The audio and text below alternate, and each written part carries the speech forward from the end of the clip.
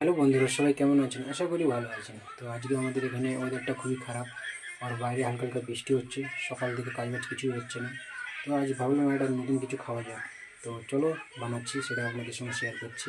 আর কে কে খেয়েছো অবশ্যই জানাবে ছোটোবেলায়। আর মা তো বানিয়ে খাইয়েছে, তো আজ আমি বানাচ্ছি। কেমন হয়েছে অবশ্যই কমেন্ট করে জানাবে। চলো ভিডিওটা শুরু করা যাক।